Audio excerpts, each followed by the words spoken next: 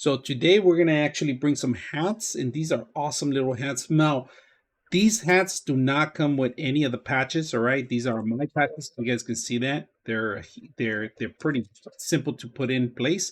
Now, what you see about the hat, you have a couple places you could put any kind of patches. You have this one with the Velcro here on the top. You have one more on the top, and then of course the front one. Now, I actually purchased these separately, but I love them. If you guys can see the American flag, black and white.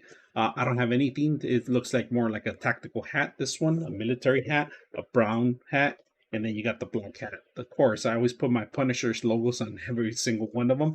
But these hats are pretty awesome to take out in the field and enjoy them. Easy to use, easy to add your own patches. So I hope you guys enjoy the video.